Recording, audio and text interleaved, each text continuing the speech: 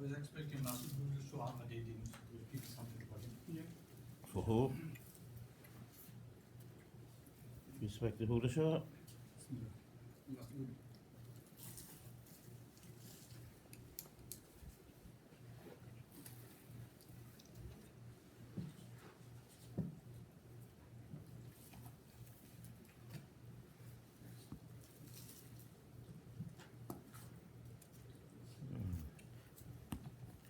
بسم الله الرحمن الرحيم إن الحمد لله نحمده تعالى ونستعينه ونستغفره ونعوذ بالله من شرور أنفسنا ومن سيئات أعمالنا من يهده الله فلا مضل له ومن يضلل فلا هادي له وأشهد أن لا إله إلا الله وحده لا شريك له وأشهد أن محمدا عبده ورسوله أما بعد فإن أصدق الحديث كتاب الله وخير الهدي هدي محمد صلى الله عليه وسلم وشر الأمور محدثاتها وكل محدثة بدعة وكل بدعة ضلالة وكل ضلالة في النار وبعد. Indeed, all praise is due to Allah. We praise Him, we beseech Him, we seek His forgiveness. We seek refuge with Allah from the evilness of our own soul, evilness of our desires and ourselves, and the evilness of our evil deeds. Whoever Allah has guided, there's no one to mislead them. Whoever He has led astray from the true path, there is no guide for them. I publicly bear witness that there is no deity worthy of worship except Allah. He is one and doesn't have any partners. As I bear witness that Muhammadan sallallahu alaihi wasallam is His worshipper, with whom we do not worship, and His final messenger, with whom we blindly follow and obey. Sallallahu alaihi wa ala alihi wa sahbihi wa sallam. Amma ba'd. As for what follows, for indeed the most truthful of all speech is the Book of Allah, and the best of guidance for mankind is the guidance of Muhammad sallallahu alaihi wasallam, and the most evils of affairs with Allah are novelties into the religion. All novelties into the religion or newly introduced things from the religion that has no original source from the Quran and Sunnah. It is an innovation, and every innovation, it is misguidance, and Allah has established the ending place for all misguidance is the hellfire. May Allah protect us from the hellfire. Inshallah ta'ala, this is our first class since before Ramadan. Returning back to our first class, and we're going to start a new book. And I'm going to try to give a class Monday too, after Maghrib, inshallah ta'ala. And we're going to go what we was covering about the Salat on Mondays. And what we will cover about the Salat is the verdicts. We tell them what is the sunnah of the Salat. And we're going to pose a lot of questions about some points about the sunnahs of the Salat and stuff, okay? Also, well, today's class, we're going to go through this book. Alhamdulillah, this book is translated to English, but I don't like reading from English books. I actually find it easier to read from the Arabic. The book is written by a great scholar who has passed away many years ago, Sheikh Omar Sulaiman Abdullah Al-Ashqar from Jordan, from the scholars of Jordan. He wrote these books in the 70s. He wrote this book in the 70s. It's like 8 or 9 volumes, and they about this thick, some a little thinner. It's like pretty much this is not the thickest one. The thickest one is the Aqidah book, but it's explaining the 6 pillars of Iman. It's explaining the 6 pillars of the Iman. And the book we're going through is called El Jannah Wan Nar, Paradise and Hell. It talks very good details about the hellfire and paradise.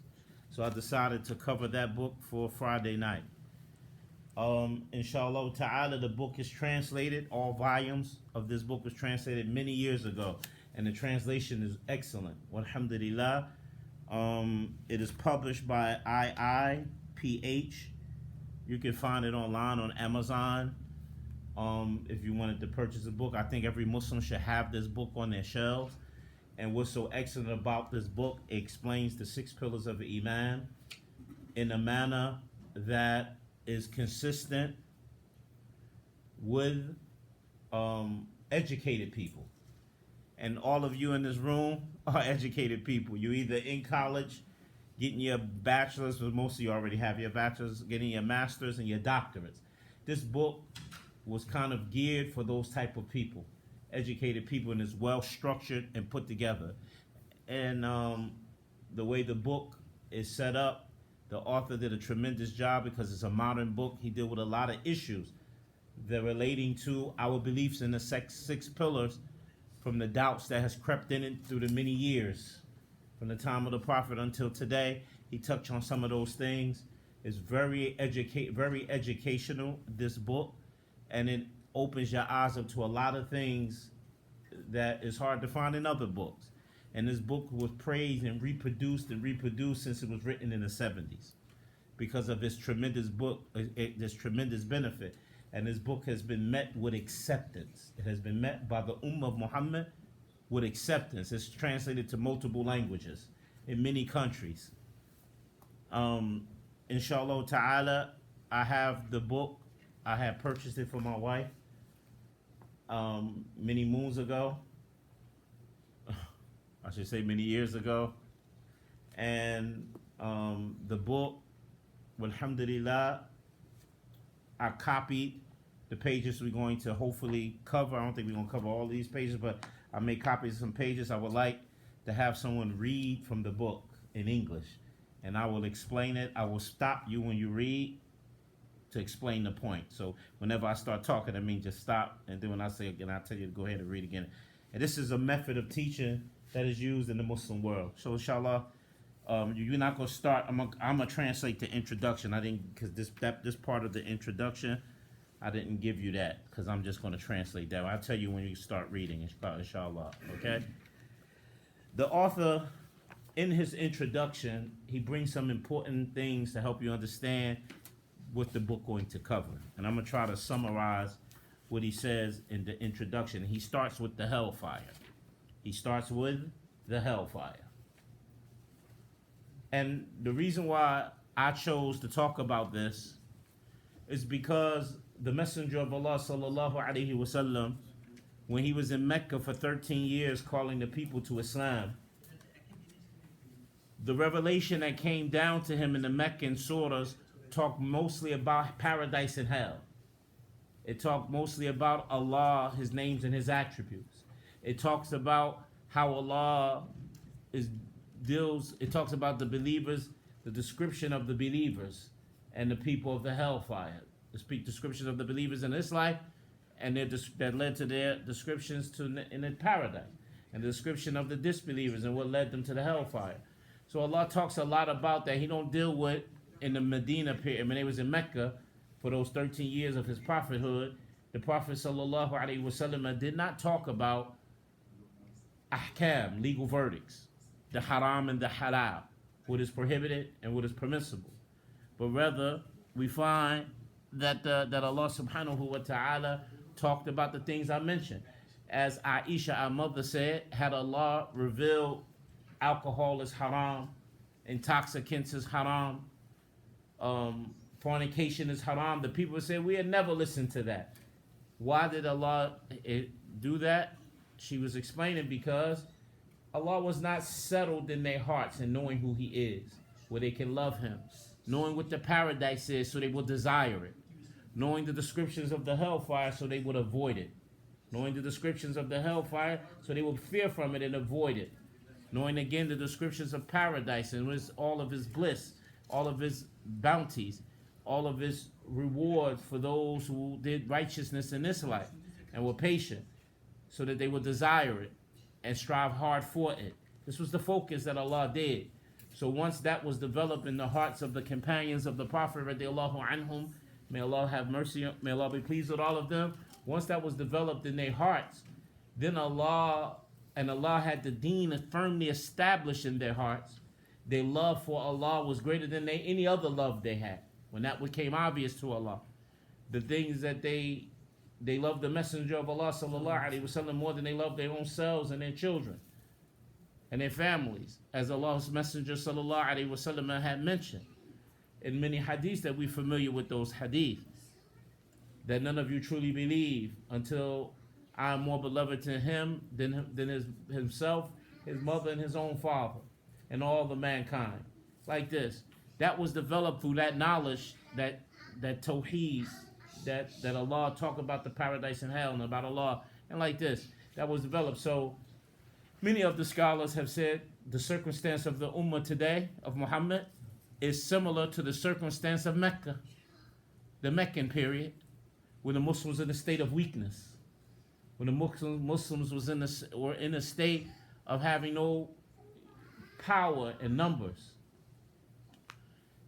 and they had to be patient.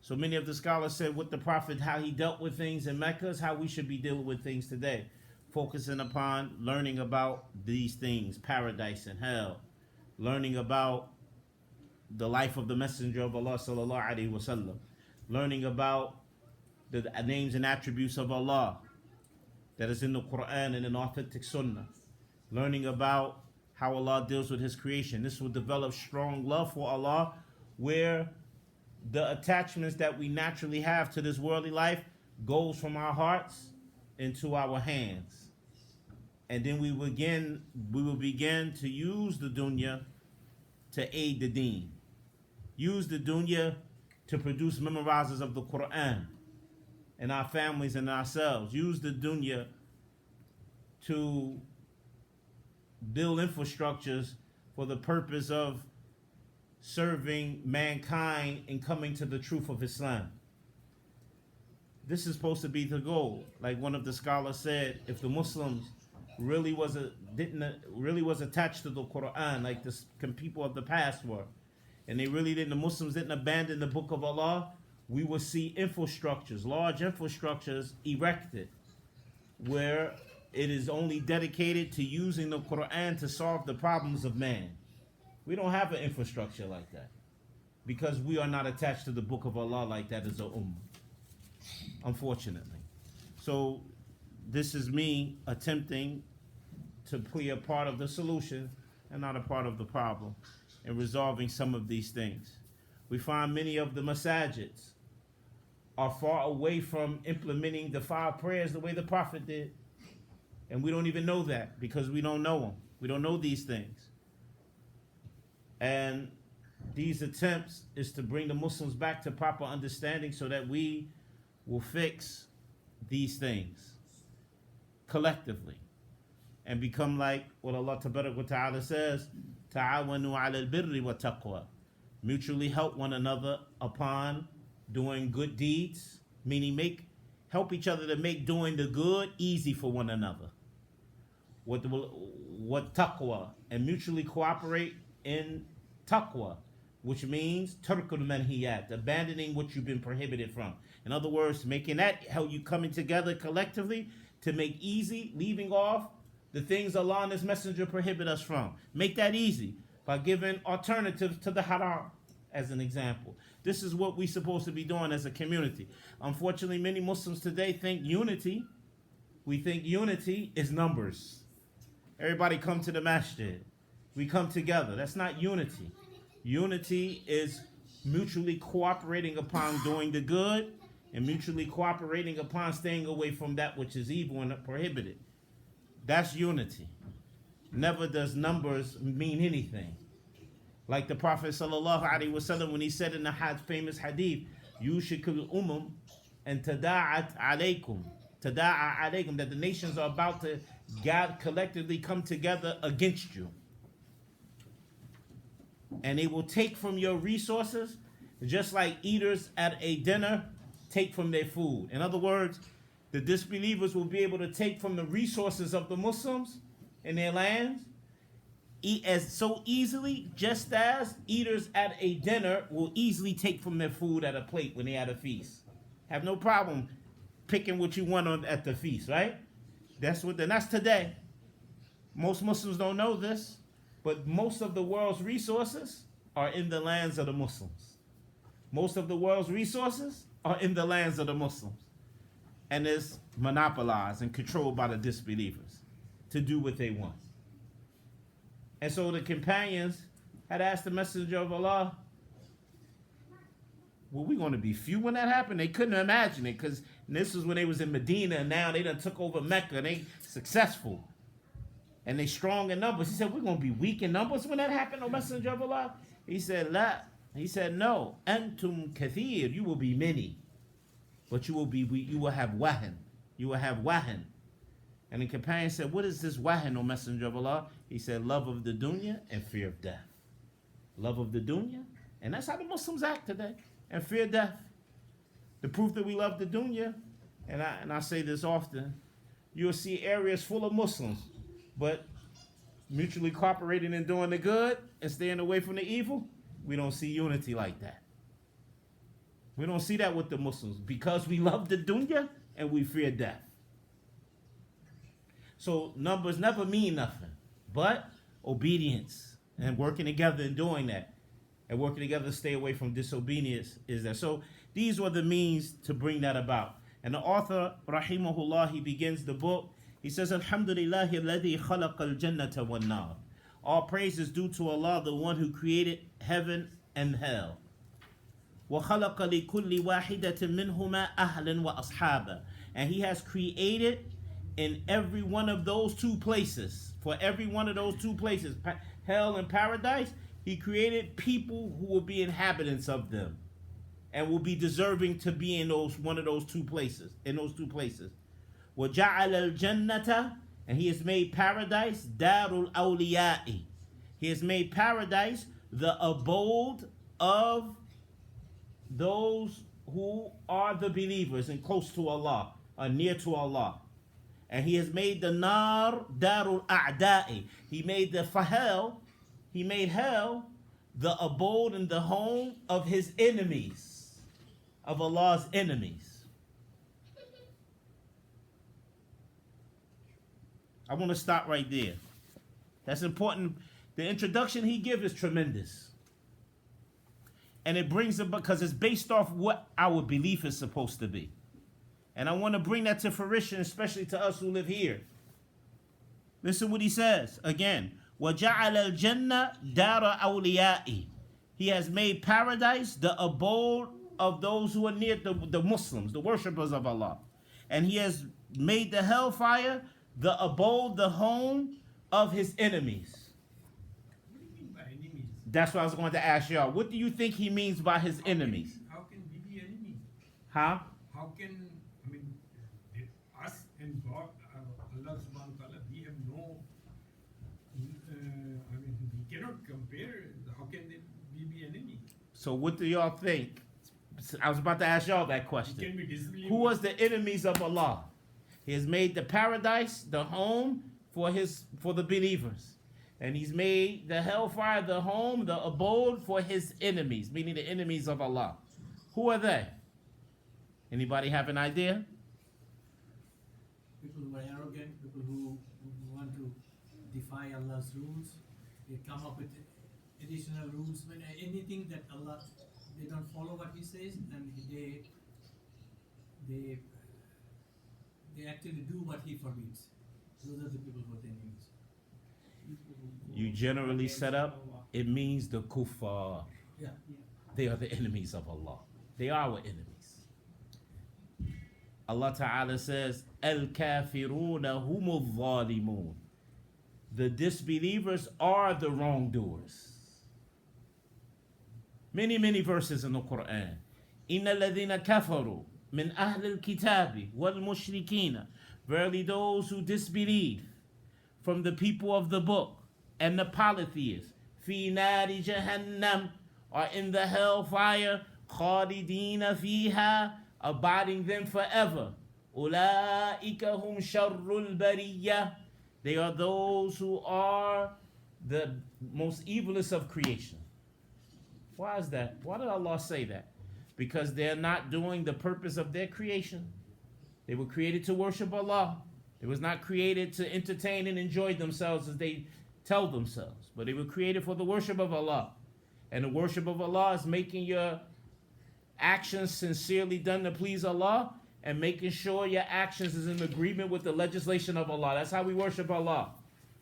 That's what the disbelievers do not do. Those who don't believe in His final guidance. So this is the enemies of Allah. And does this mean we hate them? And does this mean that we can't have a civil relationship with them? No, it's not referring to that. This is a controlled hate.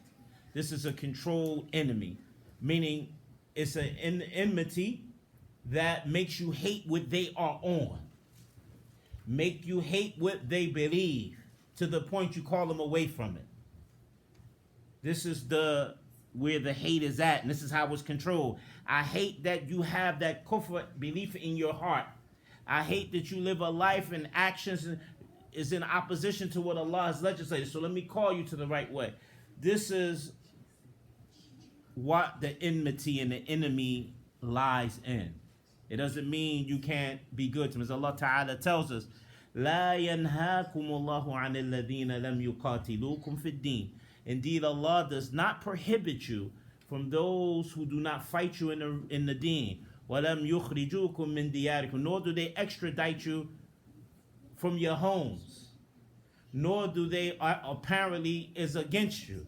He said, أَن تَبَرُّوهُم, that you be good to them. وَتُقَسِطُوا إِلَيْهِمْ, and you be just and balanced and fair to them. إِنَّ اللَّهَ يُحِبُّ الْمُقَسِطِينَ. Indeed, Allah loves those who are just and fair. No, we still can do business. Yes, we still can interact and deal with them, but we make clear to them that what you want is not the truth. And we would love to see you saved from that. That's our job. Like I know one brother who became a Muslim one day. He became famous. His name was Joseph. He called himself, I think it was his name Joseph. Then he called himself Yusuf. I believe that was his name. I could be wrong. And he's a Caucasian brother who accepted Islam and became a famous caller. He's good for giving non-Muslims dawah. And I remember when he was talking about his experience in Islam, he said, man, when I accepted Islam, I found I had all these Muslims that was around me. None of them called me to the book of Allah. Had they done, I would have been accepted Islam. But we'd be too afraid to give the people the truth because we ain't have a love of it strong enough in our hearts and honor it enough where we proud to announce it to the people. As Allah Ta'ala tells us, وَقَالُوا رَبُّنَا اللَّهُ ثُمَّ اسْتَقَامُوا. They're those who say Allah is our Lord, and then they are upright and steadfast upon guidance. They announce their Islam. And this is something that many of us have abandoned. And so he said, I couldn't believe this one was Muslim. And my wife showed me the same similar concept after she learned Islam and accepted Islam. She said, I found out all these Muslims around me. None of them invited me to Islam. And wallahi, this is aib, this is blameworthy. But that's because we don't really find might and honor in the deen of Allah. May Allah help us all. So the Shaykh, he goes on, he says, this is how, then he goes on to send praise upon the Prophet. He said, وَالصَّلَاةُ وَالسَّلَامُ عَلَى خَاتِمَ رُسُلِ. And may the praise and safety and security of Allah be upon the seal of messengers. وَأَشْرَفِ الْخَلْقِ, and the most noblest of creations. الَّذِي جَاءَ إِلَى الْجَنَّةِ دَاعٍ, the one who called mankind to paradise. فِي نَعِيمِهَا مُرَغِبًا, and in regards to the bliss that's in paradise, he encouraged people to seek it out, to seek that bliss. وَمِنَ النَّارِ وَعَذَابِهَا مَخُوفًا, and he was the one in regards to the hellfire and his punishment was afraid. وَمُحَذِّرًا, and cautious to avoid it. وَمُرَهَّبًا, and he warned people from it. He warned people from that punishment. وَأُصَلِّ وَأُسَلَّمَ عَلَىٰ آلِ الرَّسُولِ, I send praise and safety and security upon the family of the messenger. وَصَحْبِهِ, and upon his companions. وَتَابِعِيهِمْ, and those who followed them. بِإِحْسَانٍ, and excellently, striving to do it excellently. الَّذِينَ أَعَدُّوا لِأَمْرٍ عُدَّةُ, those individuals, meaning those three generations, the Sahabas and the followers of the companions, those individuals who, he says, in regards to this affair, meaning seeking the paradise and leaving, doing this, staying away from what leads you into the hellfire, they did the proper preparation for that, to the point they was the best example on how to to do righteous deeds to get in paradise, and how to stay away from sins to stay away from the hellfire. They had the best preparation. That's why Allah commands us to follow the companions of the Prophet.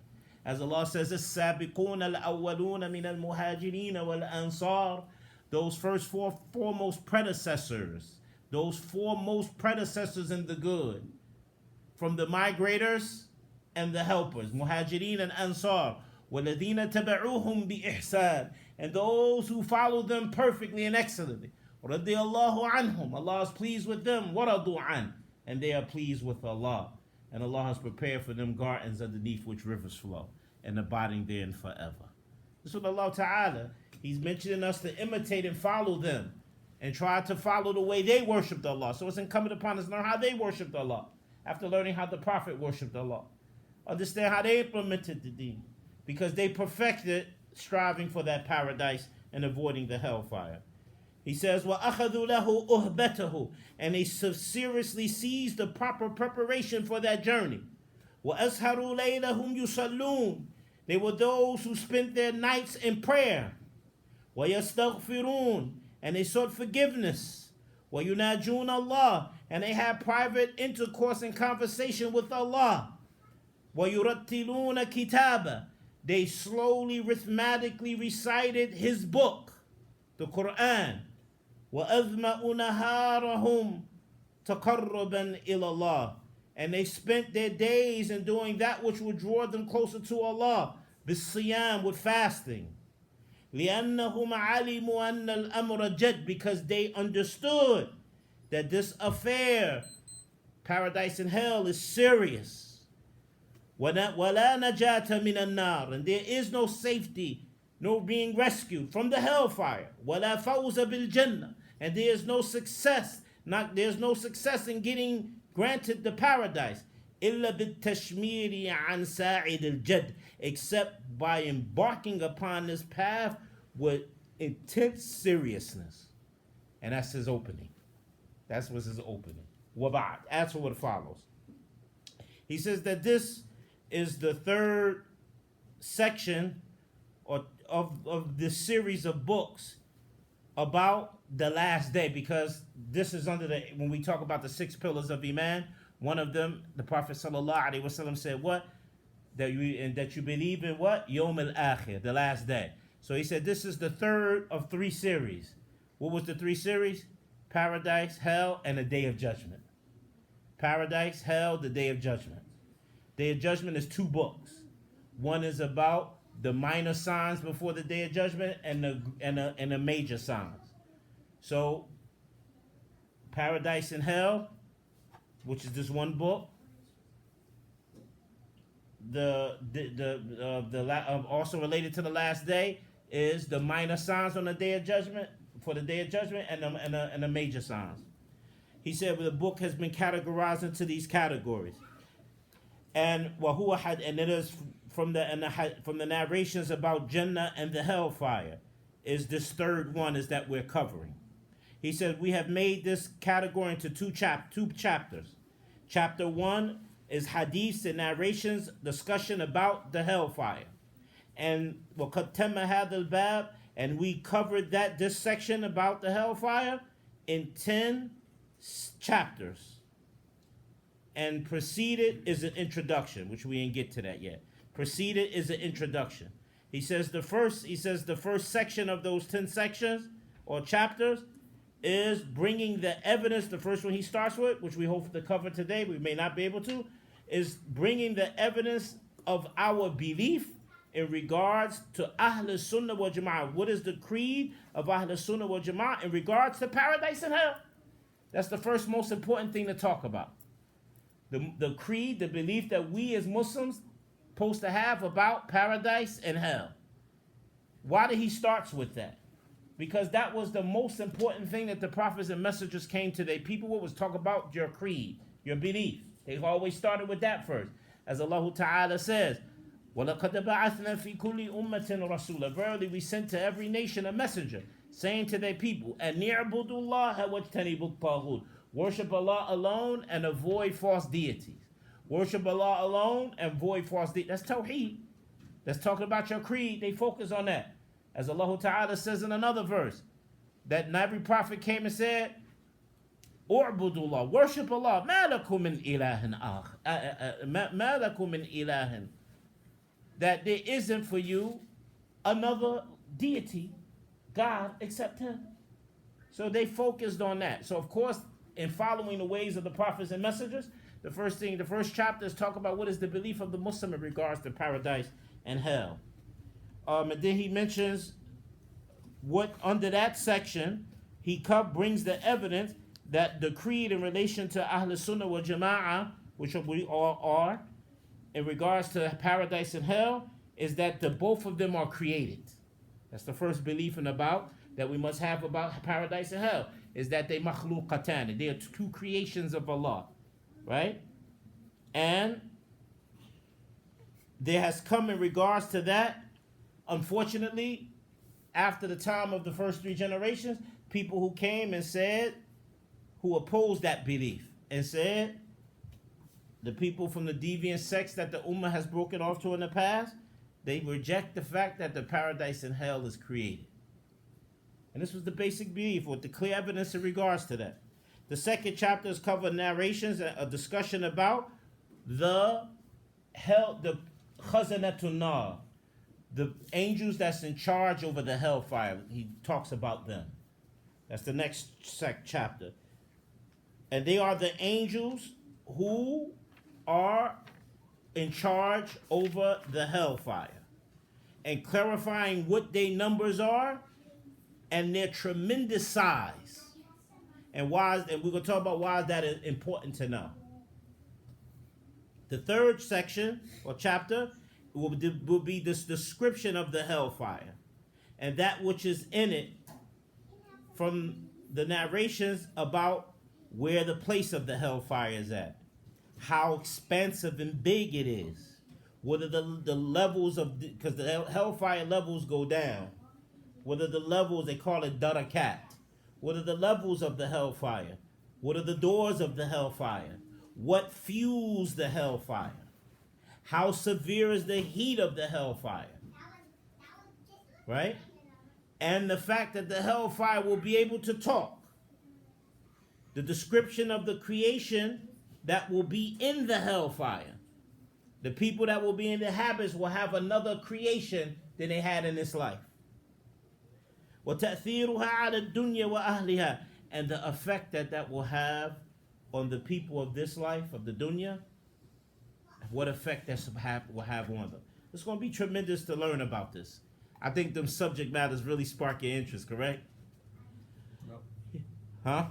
Yeah. No. He says, وَفَصْلُ الرَّابِعِ, the fourth chapter or section will be discussion, bringing narrations about the inhabitants of the hellfire.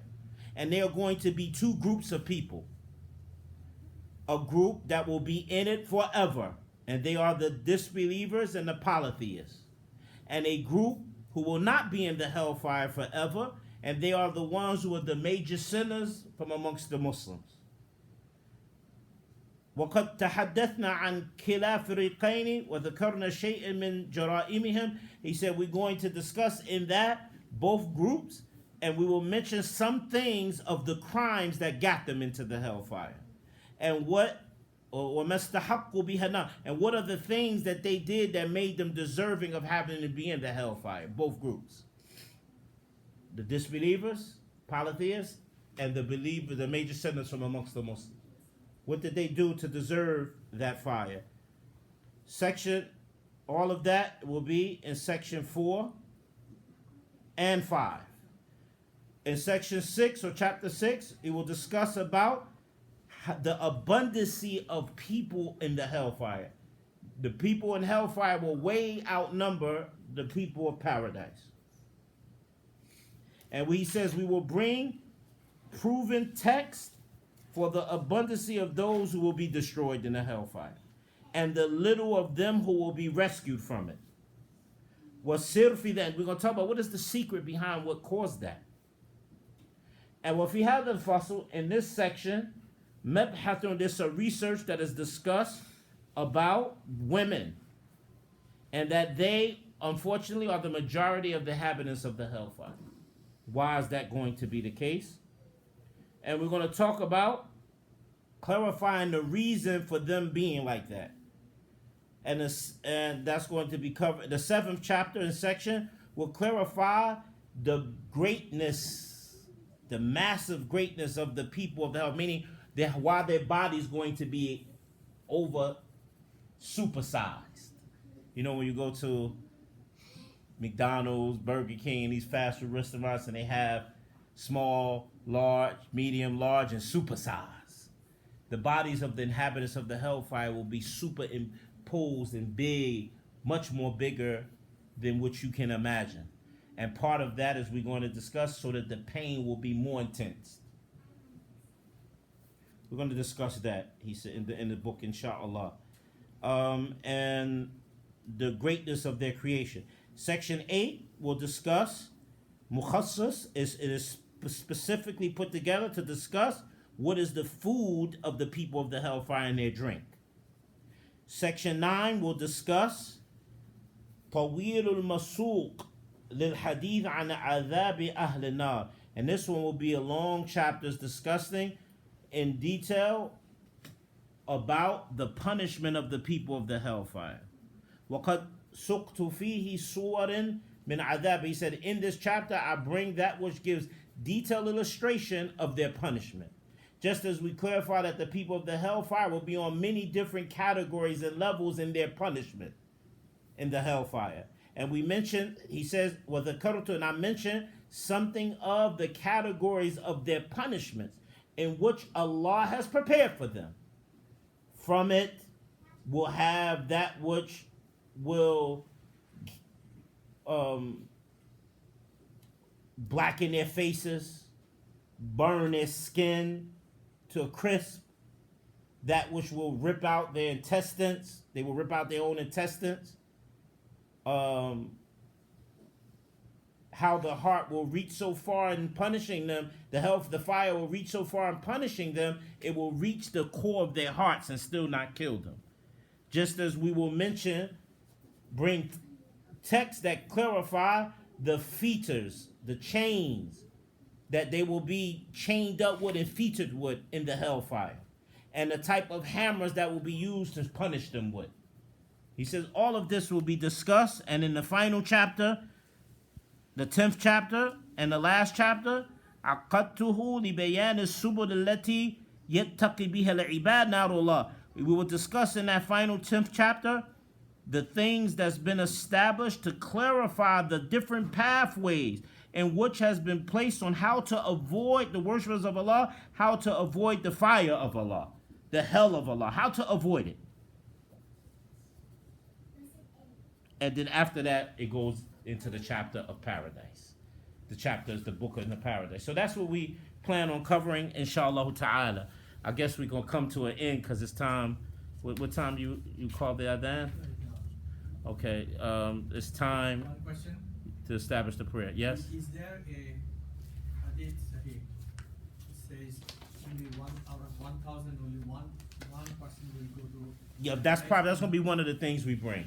The brother's asking, is there a hadith that discuss? I guess we can use a few more minutes if y'all want to ask questions. Let me close out. Bismillah walhamdulillah. Subhanakallahumma bihamdik, ashhadu an la ilaha illa ant, astaghfiruka wa atubu ilayka. The brother asked the question, isn't there a hadith that discuss that it will be so many people thrown into hell, the actual number, and who will be placed in the paradise? Yes, it is.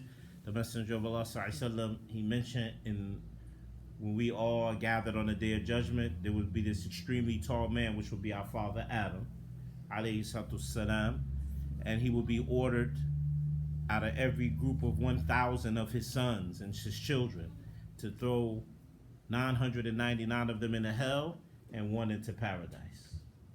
This which shows their numbers will outdo the numbers of the people of paradise. As we will discuss when we cover that, we will talk about how the Prophet ﷺ has told us that every one of the sons of Adam, when they're born, they're given a place in paradise and a place in hell. Every one of us. And you, which based on the choices you make in your life, you either choose to to barter your paradise for hell, or barter your hell for paradise, based on your choices. So, and who are we going to barter with? The disbelievers. They giving us their paradise that was written for them, that was offered to them, and we give them our hellfire. And there's only a few, the majority will be them. And the Prophet ﷺ is going to be ordered, Adam, alayhi out of every 1,000 groups of his children, every group of 1,000, they would be in the groups like that. 999 thrown in hell, one in paradise. Meaning, it's not like he's just going to randomly pick. No, Allah's going to tell him this many goes to hell and who they are because of what their choices they made in this life. And this one go to paradise. Which shows us what, brothers? The truth is not based off democracy, a democratic number, what the majority is on. The truth is only what? Qala Allah, Qala Rasul. Allah said, his messenger said. That's the truth is. Ibn Mas'ud radiallahu anhu, he said, the truth is what agrees with the truth. Even if you be by yourself doing that. Yes. I have a question about paradise. Mm-hmm. So, is it true that only the people of Al Firdaus gets to basically see the greatest pleasure, which is the face of Allah? And the second question, follow-up question, is that there's basically degrees in paradise. If a person makes it to one level of paradise, does he ever have a chance to move up to Al Firdaus? The first question, for the recording purposes of people that can hear him out, if you didn't hear his question, his first question is that only the highest reward in paradise is seeing the face of Allah, and that's for the people of Firdaus. No, that's not accurate. Every believer that enters paradise is going to meet with Allah. But based upon our obedience to Allah in this life and staying away from disobedience in this life till we die, some will get to see Allah more often than others. Based upon their obedience and what their obedience necessitate. But everybody will meet with Allah every Friday, the Prophet told us. Every believer will go and meet with Allah every Friday. And when we leave from the presence of Allah, we're going to go back to our families and find that we all increased in beauty. And that's every Friday. And outside of that, the individuals, people from amongst the inhabitants will see him more than that, based upon their attachment to the obedience of Allah subhanahu wa ta'ala. And as far as the second question, what was that second one? There's different different levels in paradise. Uh-huh. Once you gain one level, do you get to move up, or is it? He says there's different levels in paradise. Once you gain one level, do you move up? Not once the day of judgment happens. Once the day of judgment happens, you're going, because everybody be dead. Everybody be in the hereafter. Being raised in ranks take place after your death when you're the barzakh. Being raised in ranks in paradise, like if a person, because of what you left, like the Prophet sallallahu alaihi wasallam said, إِذَا مَاتَ بْنُ Adam, when the son of Adam dies, انقطع عمله, his actions ceases, إلا ثلاث, except for three. علم ينتفع به, knowledge that he left for people to benefit from. وصدقة جارية, and an ongoing charity. Like for example, if I make the carpet of the masjid, I paid and laid this carpet for the masjid, and every time people pray on it and worship Allah on it, I get rewarded for it in this life and after my death. We call that an ongoing charity. Sadaqatun jariyah. That's the second one. And the Prophet ﷺ said the third one is waladun salih yad'u lah, a righteous child that's supplicated for its parent. Meaning if the parent, mother and father, raise their child upon obedience of Allah, keeping them away from disobedience of Allah, until they develop their own dependency, where they love the deen like they're supposed to, and they live a righteous life, they make that righteous child, one of the descriptions of a righteous person is they make dua for their parents. They make dua for parents. And that can enter them into paradise. But they have to be a person that's on tawheed, of course. They could be sinful, wrong. Like the Prophet ﷺ in several hadiths talks about how some people will be in the hellfire from the major sinners of the Muslims of the Ummah, and he will find himself being raised up his punishment is light and light and lighten until he's entered the paradise. And he said, what did I do to deserve this? He said, you have a child on the earth who make dua for you. You had a child on the earth who constantly make dua for you. So it behooves us to raise our children upon obedience. Like we find one of the things that I find what the Muslims do with their children that is so sad to see. And I see it almost everywhere I go. You have Muslims who have children, right? They find their secular education more important than their deen. So what they do, they won't go pick their sons up for Jummah on Friday. They leave them there in school when they have the ability, or they don't set that up. Alhamdulillah, all my children is grown. And I can honestly say, I made sure my sons made it to Jummah. I don't care what my circumstances. Most of the time I was able to pick them up. But if I wasn't, I had somebody I arranged for them to be picked up.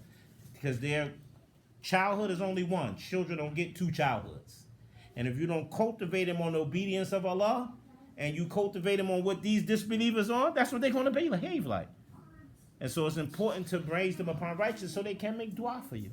So that they can make dua for you. So this is how you get raised up. But once you die, and everybody's been in the hereafter, you don't have that no more. Those three things is gone now. They happen for you. So once we are in the next life, and the day of judgment happens, you're only going to get what those actions have produced up until that point. You know what I'm saying? So, because no more human beings on the earth. I get it. I guess my question is, if there's 7 levels of paradise. Yeah. If you get to one level, could you ever move Not out for those? only through what I just said. That's the only gotcha. way. All right, I understand. Once those people die, those 3 possibilities is gone. No more earth like that. Yeah. You got whatever it was meant for you. All right, understood. Thank you. May Allah reward you. Somebody called the adhan. Allah